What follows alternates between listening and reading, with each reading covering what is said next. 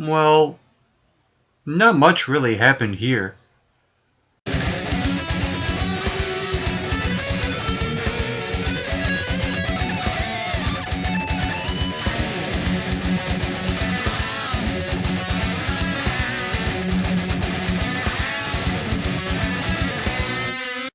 Hello all MRBers and welcome to another video with me, Mike McRock, one half of the McRock and Bold Wrestling Review Show. Right now I'm going to give you my review and my thoughts on last night's episode of WWE NXT, and we kick off the show this week with Dana Brooke and Emma taking on Sasha Banks. Oh, but wait!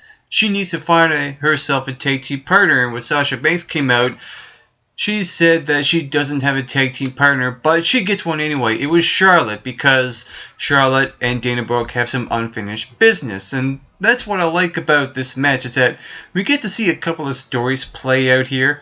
Because one, when Charlotte came out, she said to Sasha, "You owe me one." And after we win this match, which of course that they do, that she owes Sasha Banks owes Charlotte a favor. And what happens here is that we get an okay tag team match. It wasn't all that good.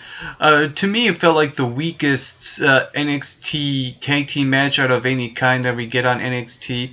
But that was alright. Really, this was all about advancing and quick advancing some subplots into a major plot, and what could be another major plot down the road when it comes to the NXT Women's Championship. And that's the main thing about this match. It never really focused much on Dana Brooke and Charlotte's storyline here. It focused more on the NXT Women's Championship, which needs to be more important and that needs to stand out. And that's what I like here. You know, you have, even though they made the announcement that Charlotte will be facing Sasha Banks next week for the NXT Championship for the umpteenth time, at least I think I know exactly where they're going to go. They might have Dana Brooke cost Charlotte the match next week, and that will advance their storyline. But when it comes to the NXT Women's Championship, I feel like that you can go either way. You can have maybe Emma be the next person in line to face Sasha Banks for the championship, or you can also have Bayley face Sasha Banks for the NXT Women's Championship after that backstage interview that she had. Now, I don't know if she will be 100%, but we'll see what happens. So, with the Divas division, it wasn't all that good this week, but what I like is that they're quick advancing some subplots into main plots, into some story plots.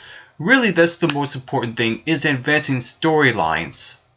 So the next segment that we got on the show this week is that NXT showed the July 4th match for the NXT Championship. Now, before I get into this match, I want to go back to how NXT kicked off their intro before they hit the theme music. It kind of ended abruptly.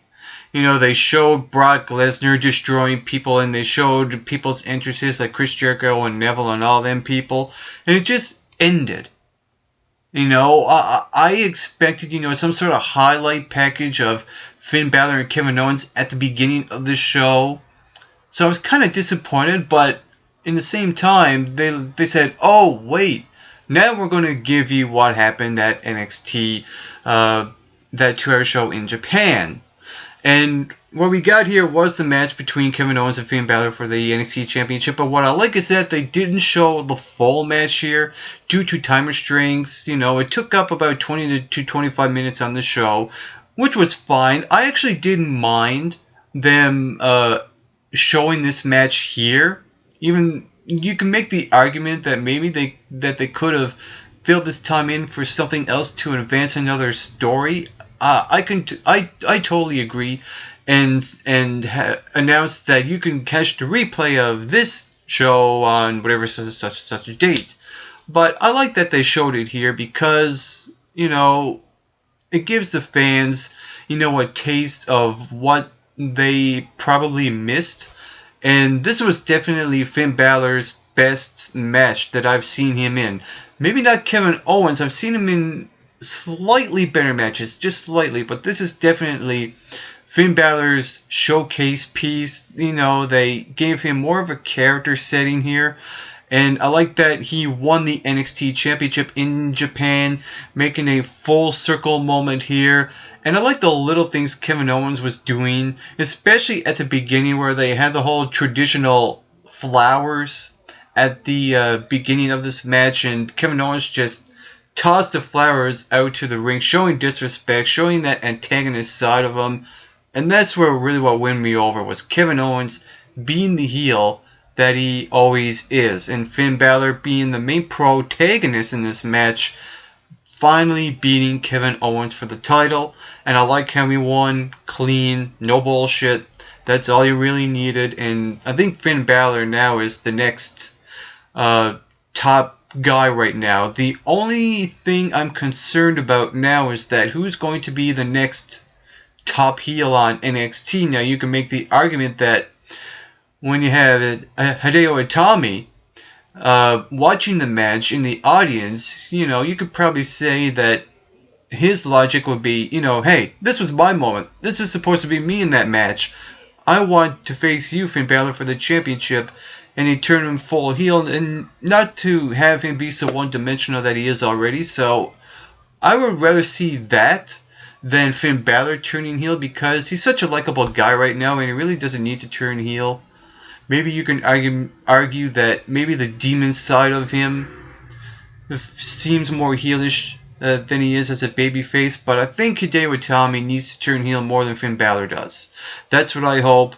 That's what I hope for NXT to fill the void for Kevin Owens. He may not be the greatest antagonist to a Finn Balor. I think Kevin Owens done a really good job, so I think Hideo Itami, if they do decide to turn him heel, he's got some tough shoes to fill.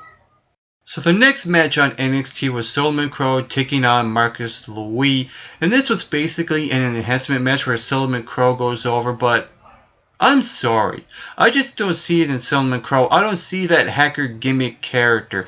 Maybe a little bit during his backstage promo, sure, where he looks like he's reading off a script, but when he's in the ring, I don't see that hacker gimmick or what he's trying to be. I just don't see it.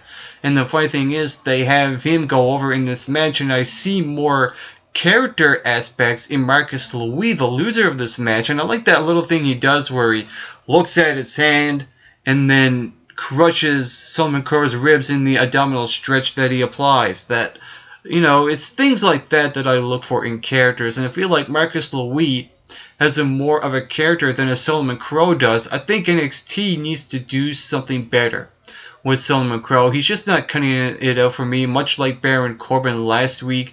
And they need to do something different with this guy, something that makes Solomon Crowe stand out. Because right now, the guy that lost in this match stood out more than the winner of this match.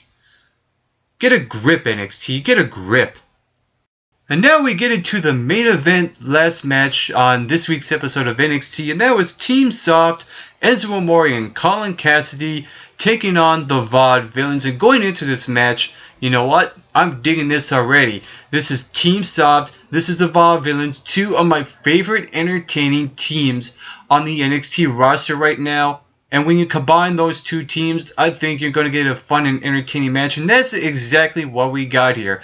And that was a fun and entertaining match. And I will say this was better than their first match. Remember that match a while back that they had in that tag team title tournament to whoever faces the Ascension for the tag team titles? These two went out there in the first match, and it was kind of disappointing. It was too short and all that stuff, and they didn't do a lot.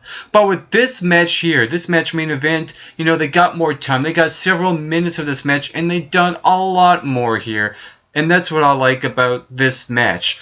My biggest surprise coming out of this match is that the VaudeVillains won here. And I'll explain why. And I can understand the thought process of the VaudeVillains winning this match, because you just brought them back, and why would you have them lose in this match and it'll be all that for nothing? So I can understand why NXT done this. I'm fine with it, but I think this match should have had Enzo and Kaz winning this match, because they still have unfinished business with Blake and Murphy, the NXT Tag Team titles. and that, they should develop their story and their rivalry a lot more. But I have a sneaky feeling that the VaudeVillains and Blake and Murphy, it's just going to be a match to enhance Blake and Murphy and Team SAWFT at the next 2-hour special. I have a sneaky feeling that's what NXT is going to do. I hope that happens. And like I said, I was a little surprised they went with the VaudeVillains here, but I'm okay with it. I'm cool. I would rather see Team SAWFT win this match here. I'm fine with it, but I'm still disappointed. I'm still 50-50 on it. So overall, this week's episode of NXT wasn't okay kind of show. It wasn't great, wasn't outstanding. It was sort of good, but not just quite there. If I were to rank this show out of 10, I'd probably give it a 5. The show itself to me lacked the star power. There was no Kevin Owens. There was no Finn Balor. I know that they're going to have a Sami Zayn update next week. And there was no Samoa Joe. There were no tag team champions. It just kind of lacked a lot of things. It lacked depth. It lacked storylines. It lacked matches. There was only 3 matches on the show this week, so it wasn't the greatest episode of NXT. Not their finest hour at that. So that's my thoughts and my review for NXT. And if you saw this week's episode, what did you think about it? Feel free to leave those comments right here in the comment section below.